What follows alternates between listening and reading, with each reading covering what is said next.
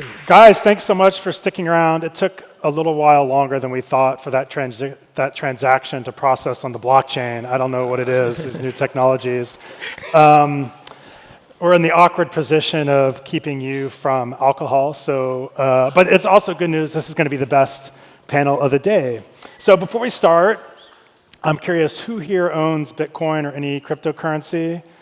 OK, perfect. So everyone here is an expert. So I thought I would start out today's panel by asking Santi and Robby about is the blockchain really going to make the world a better place? So here we have a white paper that comes out by some anonymous guy. Let's call him Satoshi. And he solves this really hard problem in digital money, which is like the double spending problem. So he makes it possible for people not to copy money like they do their photos off Facebook or their movies off Napster, by not using an intermediary. But what good is this going to do in the world? Yeah, I can take a first stab at it. Unfortunately, one misconception about cryptocurrencies and tokens and blockchain is that it has some type of moral leverage to be used as good, and unfortunately, a lot of it's morally agnostic, and we're only starting to see some great use cases for it, like money transfer, or some bad use cases for it, which we'll go into later when it comes to government ICOs or tokenizing fiat or so forth. But the intersection that I'm starting to see now, at least in terms of how this could be implemented as a social good or bring all the traditional bad things that we currently experience in the modern day economy, is who's going to control the money supply, right? Is it going to be something that's decentralized, or is it going to be something that's controlled by banks and systems? Right, so far the use cases, according to the press, are buying drugs, speculation, yeah, and like money laundering. So, yeah. So I come from Argentina. And this morning, a friend gave me a good reminder.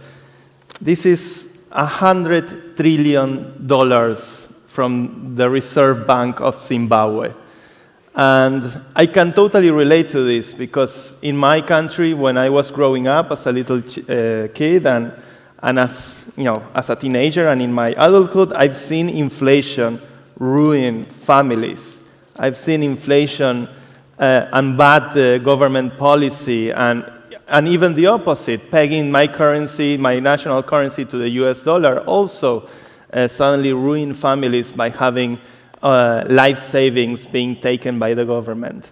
So when this technology appeared, the ability to break intermediation, to make a censorship-resistant network, and to provide to the users sovereign control of their own assets, of their own money, to me as an Argentine was a no-brainer.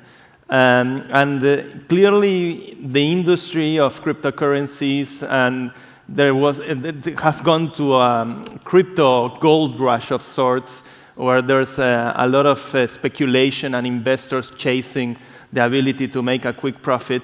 But in a very fundamental aspect, the properties of censorship-resistant networks, the properties of decentralization, can bring tremendous benefit to the world. And as an Argentine, to me, it's a no-brainer that there's a huge opportunity in pursuing these networks and really thinking for the first time about governance on a global scale, in a borderless way. But I'm curious, how long before this actually changes people's lives? The internet was designed in the early 70s, was launched in 1983. Where are we in that process? It's been 10 years, and it seems like there's this massive divide between the promise and the use cases. So is this the most important technical innovation since the internet, or more like a solution looking for a problem? Well, I'm a big nerd for the history of information and computing, and I think this is the kind of innovation that happens once every 20 years. The transistor, the personal computer, the internet and modern networks, and now blockchains. And the interesting thing about this part of the layer of this new part of the stack of digital technology or of information technology is that blockchains fundamentally are a technology that can be described as an automated bureaucracy where the institutional layer of the world is being disrupted. How we think, build, design, and fund institutions.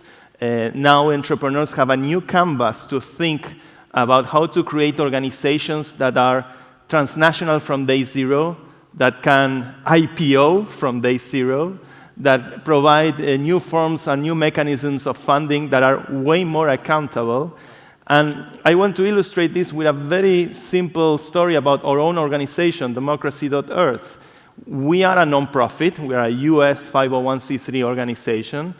And we started our process of doing an ICO. And one of the most interesting things is that each time the funds in the blockchain move, anyone from our team, in a permissionless way, can ask about the movement of those funds.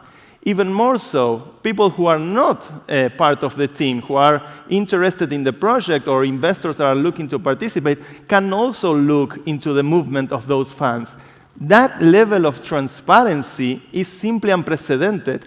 That level of transparency cannot even be guaranteed by any banking technology or any government.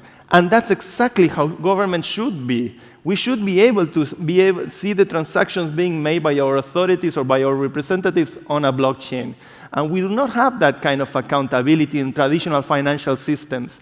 So in those very simple properties that we tend to overlook because we are obsessed looking at the price and speculation, but these very simple properties that come by default on these networks are really incredible, and I think they are a very good news to understand how we can create better organizations, better institutions for the world.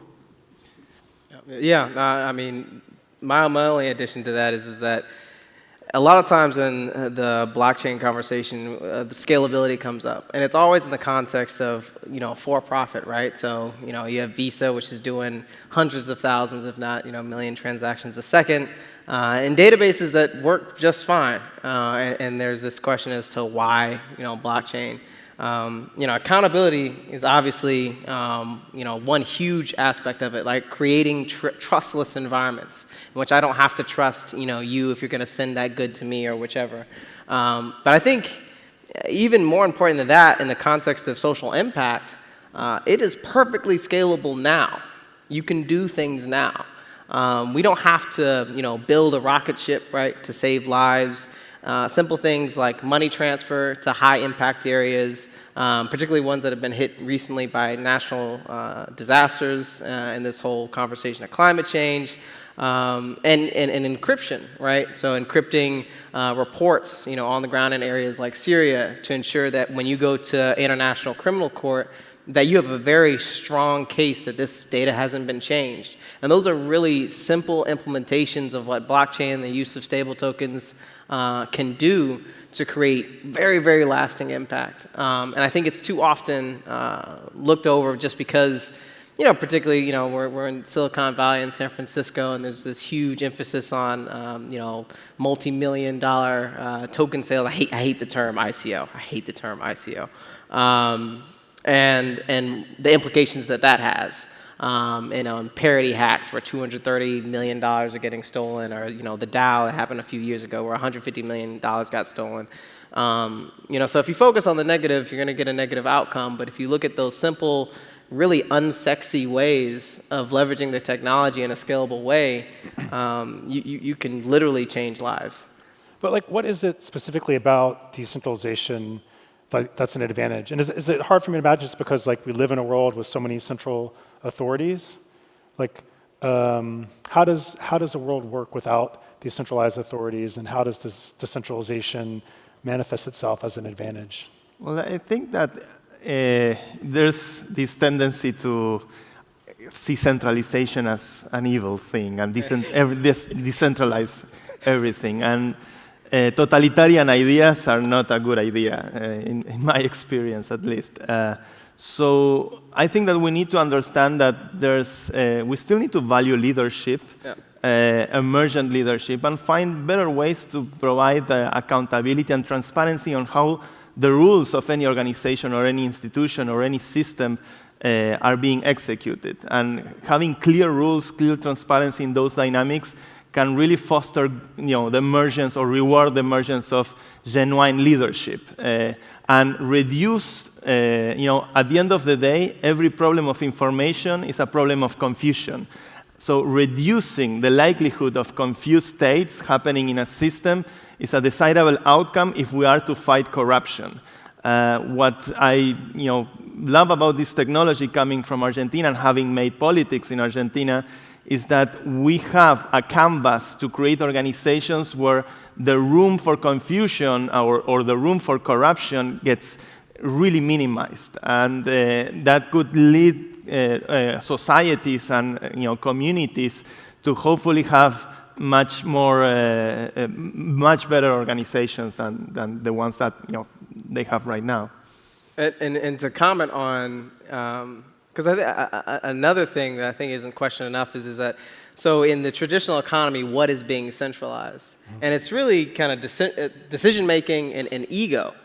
And all decentralization really means is that instead of you having one ego or one decision maker, oftentimes, which is a man, you can create a set of agreements that the whole community abides by, like transparency, which naturally comes with accountability in most cases.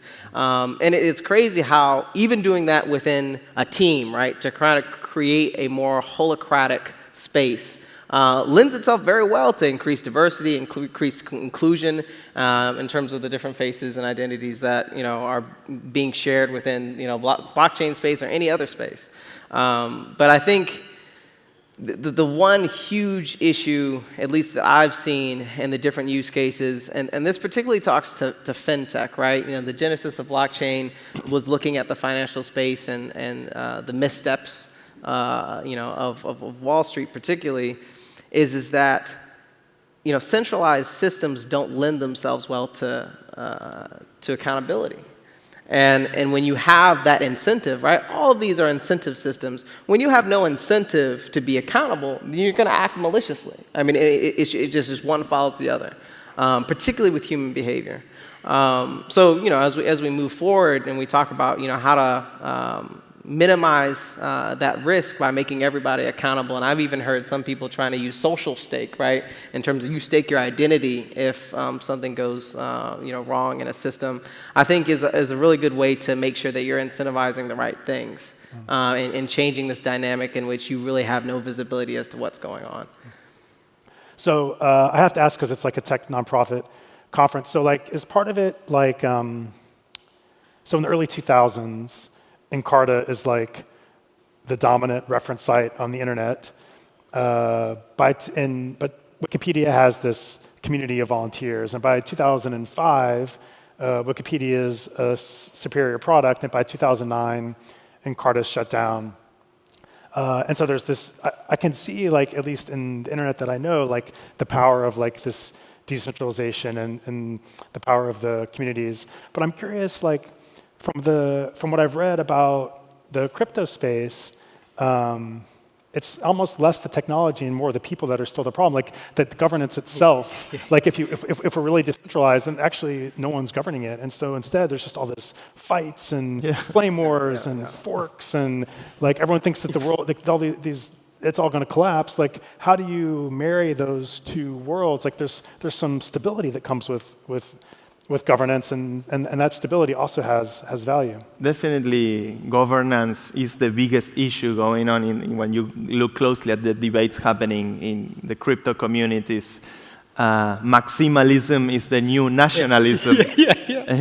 People, it's either I believe in this currency, I believe in this currency, and everyone is having their own ideology attached to an algorithm now, which is an interesting outcome of how the internet is evolving. I think that there's many different philosophies. There's definitely a lot of crypto anarchists, and the thing about anarchy is that if you ask an anarchist a definition about what is his or her definition about anarchy, they will give you a different definition, each one of them. And the idea of building trustless networks that require little to no governance, some people view it as a feature rather than as a bug. At the same time, there's a big discussion on how we govern blockchains. And at the same time, I think I would like to see more conversation around how we use blockchains as they are to govern existing governments and institutions in our real world. Definitely, going back to the problems of centralization, something that my partner Herb Stevens often says, we have to deal with decision laundering, where whether it's the accounting or the managers or the top management of a company end up adapting after the events happen on how the decisions get accounted in the organization.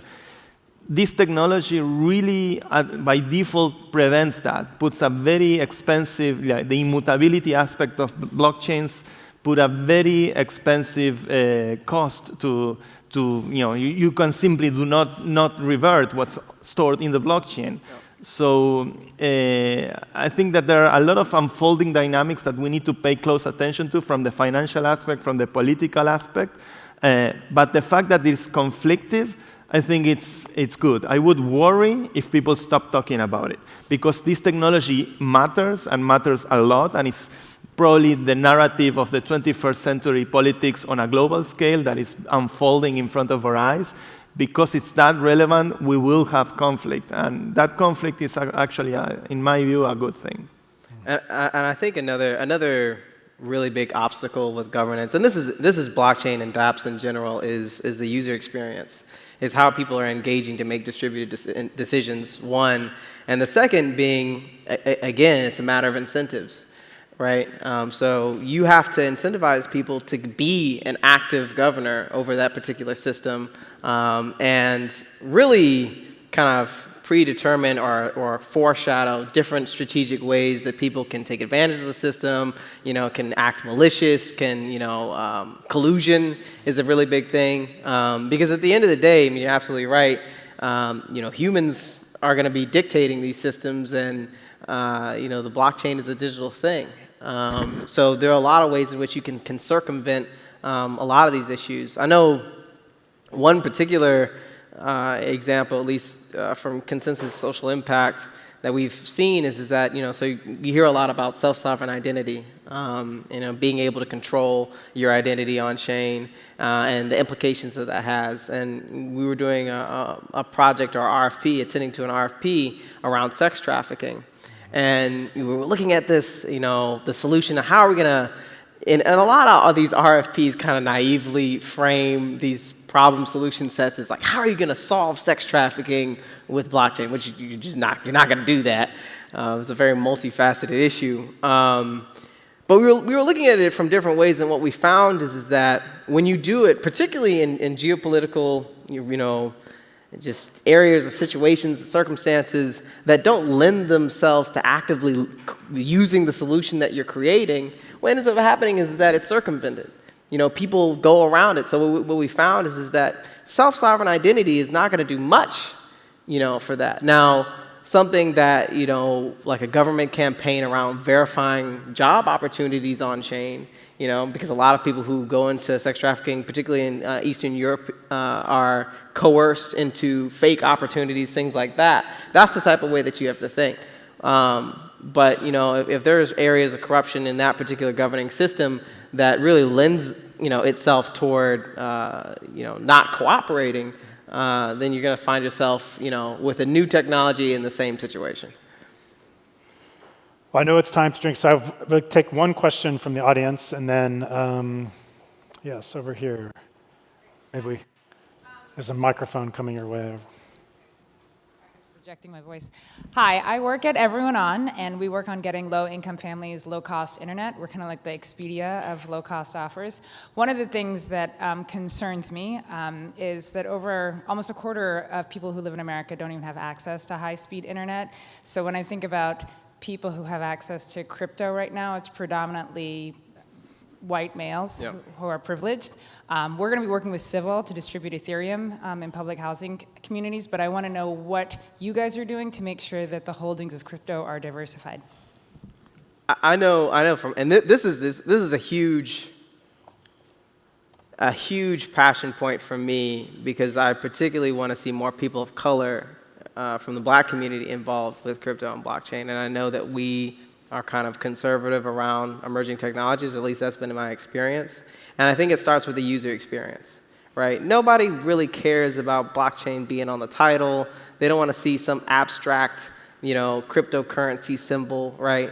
And I think stable tokens is a really, really important aspect of that conversation. And for those who don't know, stable tokens are, forms of cryptocurrency that are usually pegged to the US dollar in most cases, right? So being able to interact with something that you're already financially, culturally familiar with, if not literate in, is going to be the first step. And I think that the second step is when you talk about, subsidized access to resources, you need to start to think about, okay, what are the political incentives as well as the game theory incentives to, one, where does this money come from, and two, make it sustainable.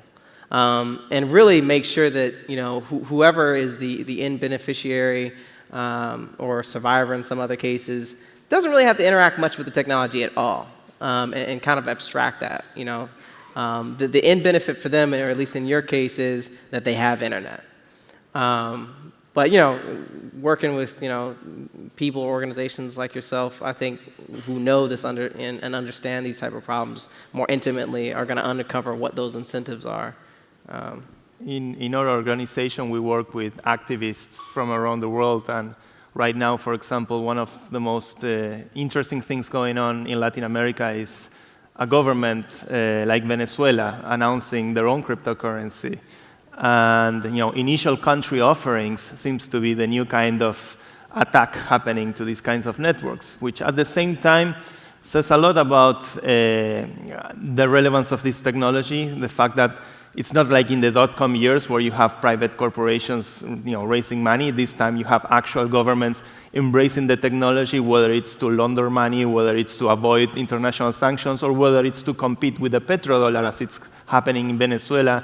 Says a lot about the potential of digital technology. I think that digital technology certainly can reach places that traditional social technologies like banks or governments cannot reach because of the manpower and the intermediaries required. And digital technology can reach, in a much more scalable way, many vast regions of the world. That said, in Venezuela, for instance, we are looking at a whole range of activists and people that are fighting a very corrupt government that are incredibly sophisticated about using digital technologies and social media and embracing tools for encryption and maintaining their anonymity online, because they need to do that kind of political organization as a means for survival in order to fight a corrupt regime, which at the same time, it's attacking these technologies in a very frontal way. Venezuela, before announcing the petro, they expropriated the hardware of every single Bitcoin miner in Venezuela, and they used that expropriated hardware in order to announce their own cryptocurrency.